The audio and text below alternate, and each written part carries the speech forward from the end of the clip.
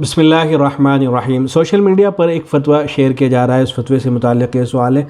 فتویٰ بریلوی حضرات کی جانب سے ہے، جامعہ نعیمہ مراد آباد سے فتویٰ آیا ہے۔ فتوے کے اندر سوال کیا گیا ہے، ایک صاحب نے معلوم کیا ہے کہ پہلے وہ ہندوستان کے اندر رہا کرتے تھے تو یہاں تو بریلوی حضرات کے پیچھے نماز پڑھنے کا موقع مل جایا کرتا تھا، لیکن اب وہ قطر میں شفٹ ہو گئے ہیں تو یہاں تو جتنے بھی امام ہیں وہ سب کے سب یا تو دیوبندی ہیں یا وہابی ہیں، تو اب نمازوں کا کیا کریں؟ ایسے ہی اسلام کے بارے میں پوچھا ہے کہ اسلام اگر ان کو کر لیتے تو نکاح وغیرہ تو نہیں ٹوٹ جائے گا، یا ایسے ہی پوچھا گیا ہے کہ ذبح کے بارے میں کیا کریں۔ تو ان کے جواب میں جو فتویٰ آیا ہے وہ یہ آیا ہے کہ نماز تو بالکل بھی ان کے پیچھے نہیں پڑھنی ہے، چاہے 5 وقت کی نماز ہو اسے کمروں کے اندر پڑھا کریں، چاہے جمعے کی نماز ہو جمعے کے بجائے آپ ظہر ادا کر لیا کریں، اور چاہے عیدین کی نماز کے بارے میں لکھا ہے کہ آپ عید کی نماز بھی ان کے پیچھے جا کے نہیں پڑھیں گے بلکہ آپ اشراق پڑھا کریں عید کی جگہ۔ اور جو اس نے سوال کیا تھا سلام سے متعلق کہ اگر سلام کریں گے تو نکاح تو نہیں ٹوٹ جائے گا، تو جواب میں لکھا گیا ہے کہ سلام غرض کی نیت سے کر لیا کریں اور تعظیم نہ کیا کریں، اس طرح کی باتیں لکھ دی گئی ہیں، لیکن اس سوال کا کوئی جواب نہیں دیا گیا ہے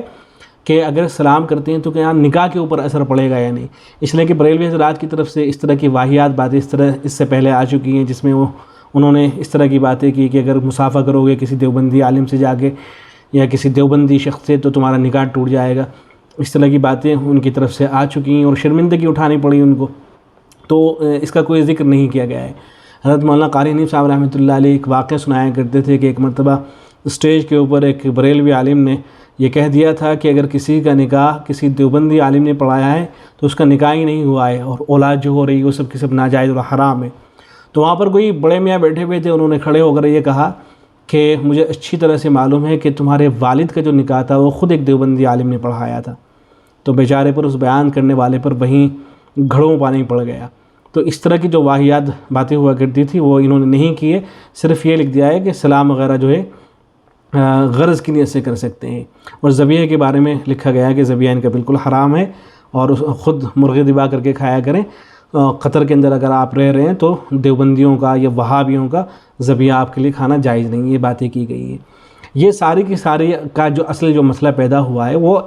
احمد رضا خان صاحب بریلوی کا ایک فتویٰ ہے، وہ اس کی بنیاد ہے۔ اصل احمد رضا خان بریلوی نے ہم سب جانتے ہیں یہ کیا تھا کہ علماء دیوبند کی بعض عبارتوں کو سیاق و سباق سے ہٹا کر کفر کا فتویٰ لگایا تھا۔ عرب کے پاس علماء عرب کے پاس پہنچے تھے وہ، اور وہاں سے بھی چونکہ علماء عرب نے تحقیق نہیں کی تھی، انہوں نے بھی دستخط کر دیے تھے اور تائید کر دی تھی کہ جو اس طرح کے عقائد رکھتے ہیں تو ظاہر دائرہ اسلام سے خارج ہیں۔ اب جو کفر کا فتویٰ لگایا تھا، جو غلطی تھی در حقیقت احمد رضا خان صاحب بریلوی کی، اس لیے کہ علماء دیوبند وہ چیخ کر یہ بات کہتے رہے کہ بھئی ان عبارتوں کے اندر کوئی گستاخی نہیں ہے، جو مطلب آپ بیان کر رہے ہیں ان عبارتوں کا یہ مطلب نہیں ہے۔ ہم خود ایسے شخص کو دائرہ اسلام سے خارج سمجھتے ہیں جو نبی اکرم صلی اللہ علیہ وسلم کی شان میں گستاخی کرتا ہو، تو پھر آپ ہمارے حوالے سے کیسے گمان کر سکتے ہیں کہ ہم جو ہے گستاخی کر رہے ہیں نعوذ باللہ نبی اکرم صلی اللہ علیہ وسلم کی۔ تو علماء دیوبند چیخ کر کہتے رہے لیکن ان کے اوپر کوئی اثر نہیں ہوا۔ علماء عرب کے سامنے جب صحیح بات پہنچی تو انہوں نے رجوع کیا، باقاعدہ وہاں سے کتابیں وغیرہ لکھی گئی۔ تو یہ در حقیقت غلطی تھی احمد رضا خان صاحب کی، اسی غلطی کو بار بار یہ لوگ دہراتے رہتے ہیں کہ دیوبندی تو کافر ہیں کافر ہیں کافر ہیں۔ اب اس کا نتیجہ یہ ہے کہ ان کی نظروں میں ساری دنیا کافر ہے، اس لیے کہ جتنے بھی علماء عرب ہیں ان میں سے کوئی بھی ایسے نہیں ہیں جو دیوبندی علماء کو کافر کہتے ہوں، بلکہ وہ جتنے بھی علماء عرب ہیں وہ سب کے سب علماء دیوبند کا احترام کرتے ہیں، ان کی کتابوں سے استفادہ کرتے ہیں، دارالعلوم دیوبند آنا جانا لگا رہتا ہے، تو کوئی بھی جو ہے کافر نہیں کہتا ہے۔ تو ان کی نظروں میں وہ سب کے سب کافر ہیں جتنے بھی عرب علماء ہیں۔ اسی طرح سے جو مصر کے علماء ہیں جامعہ ازہر کے، وہ بڑا احترام کرتے ہیں علماء دیوبند کا، ان کی کتابوں سے استفادہ کرتے ہیں، وہ سب بھی ان کی نزدیک کافر ٹھہریں گے۔ ایسے ہی جو حرب اور ملک شام کے علماء ہیں وہ سب کے سب علماء دیوبند کا احترام کرتے ہیں، لیکن وہ بھی ان کے نزدیک کافر۔ ترکی کے علماء وہ علماء دیوبند کو کافر نہیں کہتے ہیں، وہ ان کے نزدیک کافر ٹھہریں گے۔ تو سب کے سب تو کافر ہی ہیں ان کے نزدیک، عرب کافر، عجم کافر، ترکی کافر، ہندی کافر، بریلوی کافر، دیوبندی کافر، اہل حدیث کافر، وہابی کافر، تو پھر مسلمان بچا کون ہے؟ اور خود ان حضرات کو لے لیجئے جو حضرات یہ فتوے صادر کر رہے ہیں بیٹھ کر کے۔ احمد رضا خان صاحب نے تو اتنا زیادہ تشدد کیا، یہ یہاں تک کہا کہ 70 طریقوں سے ان کے کفر کو ثابت کیا گیا ہے، 70 طریقے بتائے گئے کہ 70 طریقوں سے یہ کافر ہیں، اور اس چکر میں وہ خود بھی کافر ہو گئے۔ اس لیے کہ ان کی بعض کتابوں کے اندر تو یہ لکھ دیا گیا کہ جو ان کے کفر میں بھی شک کرتا ہے وہ بھی کافر ہے، اور پھر بعض جگہ پر خود آگے بڑھ کر احمد رضا خان صاحب نے یہ لکھ دیا کہ ہم تو اسماعیل شہید دہلوی جو تھے ان کی تکفیر نہیں کرتے ہیں اور کف لسان کرتے ہیں۔ تو جو پہلے والا فتویٰ تھا اس کی روشنی میں آج جناب خود کافر ٹھہرتے ہیں، اور جو احمد رضا خان بریلوی ہیں چونکہ وہ اپنے فتوے کی روشنی میں خود کافر ٹھہرتے ہیں، تو جو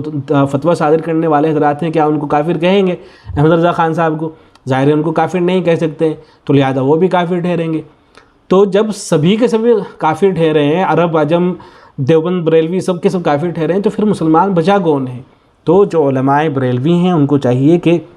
یہ جو فتویٰ غلطی سے ان کے یہاں سے نکل گیا تھا اس کے اوپر وہ نظر ثانی کریں اور اعتراف کریں کہ ہاں یہ غلطی تھی، اور اس کی اصلاح کریں اس فتوے کی، اور امت میں جو کفری عقائد شرک عقائد پائے جاتے ہیں ان کی اصلاح کے اندر لگے۔ خود ان کے یہاں جو غلط نظریات پائے جاتے ہیں ان کی اصلاح ان کو کرنی چاہیے، لیکن وہ یہ سب تو نہیں کرتے ہیں، عوام کو گمراہ کرتے رہتے ہیں کہ یہ علماء دیوبند کافر ہیں اور سب کے سب جو ہے کافر ہیں۔ عوام کو سوچنا چاہیے کہ بھائی اگر یہ سارے کے سارے لوگ کافر ہیں، عرب عجم اور مصر اور ترکی کے جتنے بھی علماء سب کے سب کافر ہیں اگر، تو پھر دنیا کے اندر مسلمان کون ہے؟ آپ کی مٹھی بھر جماعت بس مسلمان ہے، باقی ساری دنیا کافر ہے۔ تو علماء کو بھی سوچنا چاہیے اور عوام کو بھی سوچنا چاہیے، اور اس طرح کے جو واحیات غیر ضروری فتوے ان کے یہاں سے نکلتے رہتے ہیں وہ ان سب پر ان کو خود جو ہے نظر ثانی کرنی چاہیے اور پابندی لگا دینی چاہیے انہیں کو آگے بڑھ کے۔ اللہ رب العزت ان کو عقل سلیم و ہدایت سے نوازے۔ السلام علیکم ورحمۃ اللہ۔